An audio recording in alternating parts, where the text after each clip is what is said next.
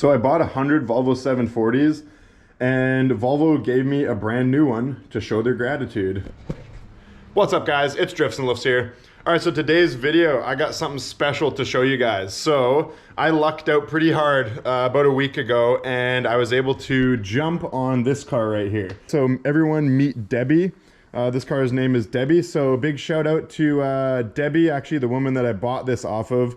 She gave me an awesome deal, super nice lady. Really stoked that I was able to pick this up off her. A factory, super low kilometers, manual transmission 740 turbo in 1988 in red. This is pretty much a unicorn. I used to actually pick these cars up fairly commonly in my area. I live in Vancouver, British Columbia, Canada. And they did sell quite a few of these cars in our area back in the 80s. But this one being a manual transmission and the factory turbo in red, definitely a really, really cool combo and option package that someone would have chosen for this. They definitely wanted a sports car, but something kind of reasonable, like a four-door sports car would have been the idea behind this kind of car when someone was buying it. But as you can see guys, the paint is in super nice condition. Me and my friend Morgan actually waxed and polished it the other day, so it actually wasn't quite this nice when I first picked it up. We've been slowly detailing it over the last week that I've owned it and just trying to freshen it up and get it back to like 100% bone stock, factory fresh, a bit more or less a time capsule. So I should mention this car has 130,000 kilometers on it. So I guess that brings us to about 85,000 miles. So probably, it's actually the lowest kilometer Volvo 740 I've ever owned.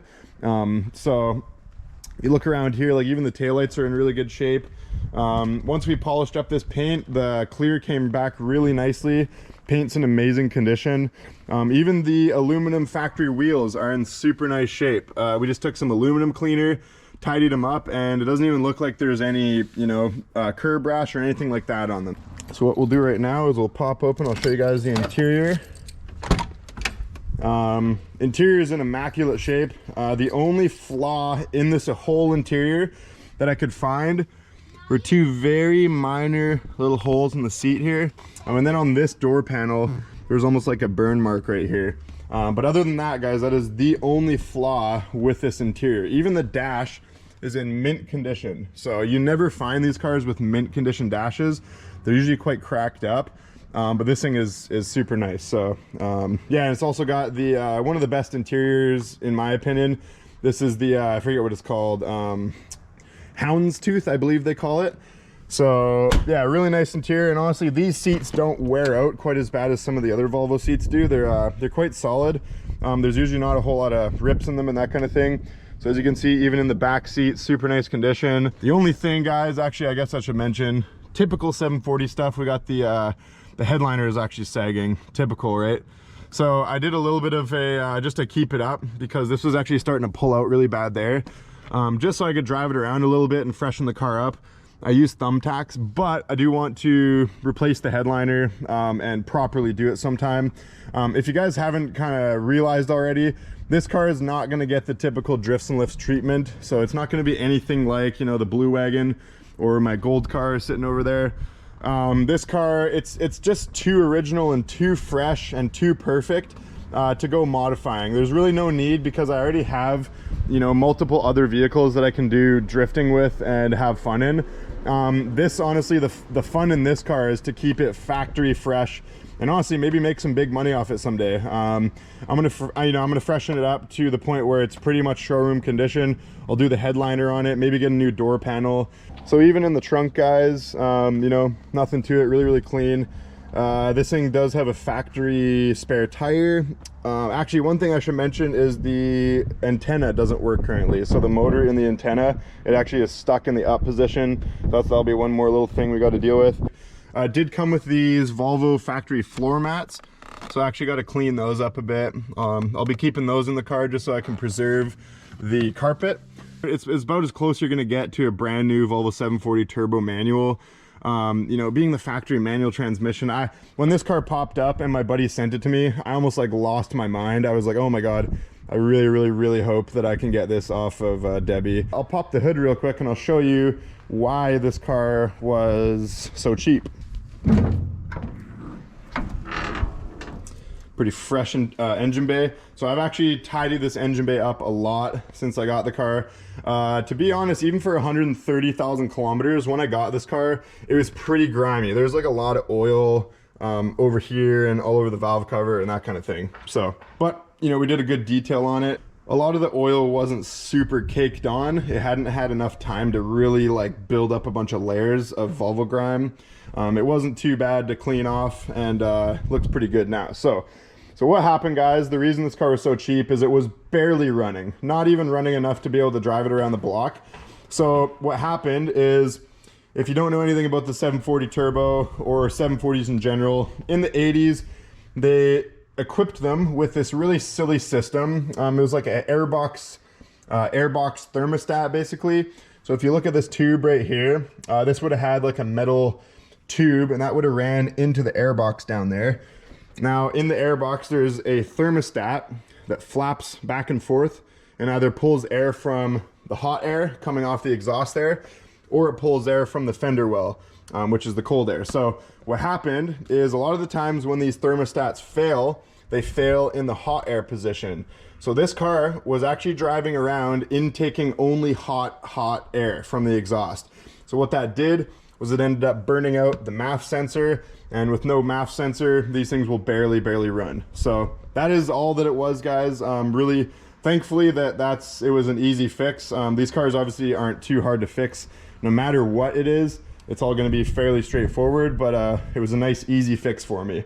So another thing I should mention, so out of all the cars that I've owned, guys, I've owned almost 100 of these Volvo 740s. One thing I've noticed is a lot of the times the thermostat in the airbox will fail, and a lot of the times people continue to drive them and it ends up wearing out the engine really fast, just due to the fact that the car is going to be detonating and pinging really bad if you're intaking hot air. And let's say you're boosting onto the highway, accelerating onto the highway, getting it up into the turbo boost. That's going to be really hard on the engine. So a lot of the times I've seen these engines really clapped out, a lot of piston slap and that kind of thing, directly because of the hot air intake. So this car actually saved itself. I replaced the MAF, got the car running good, went for a drive, and it didn't have any boost. It was only making like 2 pounds of boost. So let the car cool down. I felt under there, and the wastegate actuator wasn't even hooked up to the turbo. So this car actually, in a way, saved itself from detonating and wrecking the engine. Worked out well for me. We slapped the wastegate actuator back on.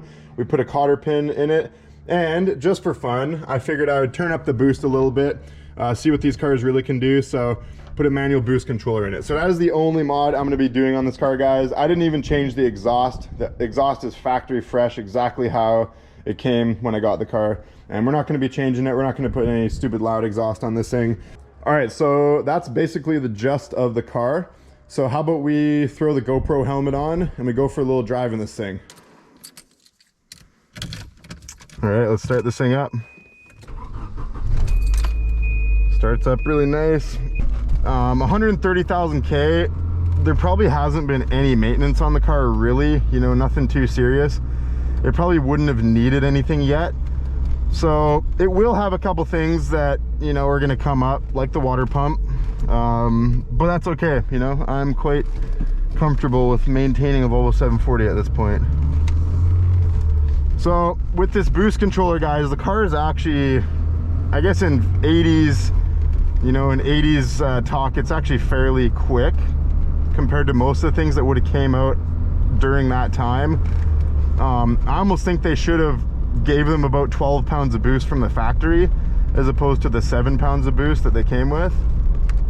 Oh yes, another thing I just remembered is this thing does not have a working driver window. That was another reason that Debbie wanted to get rid of it. She was getting way too hot in the summertime. The AC doesn't work. So we're just gonna let this thing warm up, go for a little cruise. Tranny shifts super smooth. Usually these M46 transmissions, the linkage is quite sloppy, but this one's super tight. Really nice car to drive. I drove this thing, I've driven it around a little bit. I think I put like 300-400 kilometers on it so far, and it's definitely enjoyable compared to what I normally drive. It's so funny to drive one of these cars with a stock exhaust. Almost every 740 that I drive has like some super loud exhaust on it. It's pretty comfy, honestly. It's a nice car to drive. If you had one of these brand new in the 80s, you would have been pretty ballin', I feel like. All right, guys, let's try to do a little bit of a launch. It's got an open diff still, so it's not going to do anything crazy, but yeah, let's just run it through the gears here. So the clutch is still good, actually.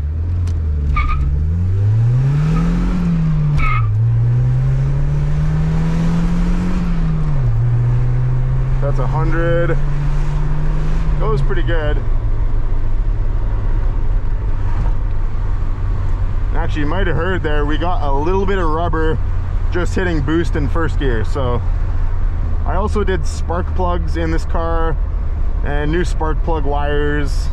So just slowly putting, you know, just hucking a few parts at it. It does run pretty good though right now, no complaints. And actually, guys, something cool to look forward to is I actually planned with Debbie, the lady that I bought this car off of, I'm gonna bring it to her on Friday and let her drive it around and show her what I've done with the car so far. She'll be pretty stoked on that. Okay, let's do a rolling first gear. Got rubber. Second, got the second, third, 100 kilometers an hour, 120. This thing goes good. It honestly rips pretty good for what it is. With this stock setup, you can really feel the factory camshaft starts to taper power off quite aggressively around 5,000. So these factory T-cams is what they call them. They're not good for top end pull, I'll tell you that. So be much better with like an A cam or something like that. But I'm not gonna go about modifying the engine on this car. There's really no point. Like I said, I have cars that are, you know, better suit for that. So in the turbo manual transmission models, you could get them with either a 331, a 354, or the 373. So this one, having the 373 rear end, was pretty much like the most sporty model you could possibly buy from Volvo during the time. It has every little option that made this thing like more or less a four-door sports car. So it's kind of funny, this car on the stock 6 or 7 pounds of boost, you don't really feel like it has a turbo. You know, you pin it and then boost kind of slowly just, it comes in, but you don't really feel the turbo hit. Now when you turn up to 12 pounds, you can really feel that turbo hit. If you look at the turbo gauge, hopefully you can see it on this video. If I pin it, boom, it hits boost and it actually goes pretty good. So like I said, this car, if you would have thrown a manual boost controller on it right out of the showroom, this would have had to been one of the quicker cars around for sure. You know, I'm sure it would have kept up with at least 5-liter Mustangs and Camaros and that kind of thing. Cars really weren't too fast in the mid 80s. Pretty much like the slowest time for vehicles, I'm pretty sure. All right, so that's pretty much a wrap up of the little walk around and review of my new 740. Plans for this car, guys, like I said, I'm going to be just preserving it. It's funny, when I posted an Instagram picture of this car, pretty much half of the comments were like, can't wait to see it get wall tapped and lowered on, you know, funny wheels and fenders rolled out and that kind of thing. But you know, guys, I'm getting a little older now. I'm 28, so I'm almost getting close. I'm edging close to 30, and I feel like I'm getting a little more mature these days. And you know, it's not necessary to destroy all these Volvos. When you find one that is in super nice condition and you already have a bunch of other ones for modifying, it's best to keep this one in full stock form. So I promise you guys, this one's not even going to get anything more than that boost controller.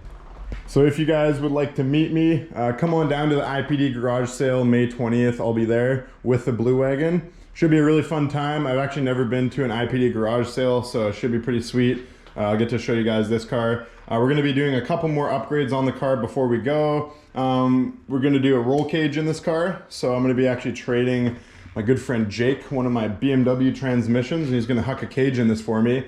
Actually, let me know in the comments what color you guys think I should paint the roll cage that we end up putting in this car. The car, kind of the theme of it right now is mostly color match blue. You know, this really nice blue color. I really like this color, guys. This is probably one of the nicest colors these cars came with. But yeah, I was thinking like white would be pretty sweet on a roll cage in this car. It would definitely pop, make the roll cage stand out, make it look pretty race car. But I was also thinking maybe blue. You know, we could color match it to the car, something like that. Or maybe even like a gold. Let me know in the comments what you guys think. And yeah. So that's pretty much a wrap up of today's video, guys. Thanks for watching. Pretty cool to show you my brand new 740. Let me know what you think in the comments, what I should do with this car. Honestly, the plan is gonna be to restore it to factory condition and probably put it up for sale. You know, hopefully it'll fetch some decent money. There's no really point for me to own a car like this long term. You know, I have much more fun driving my cool cars that are all modified.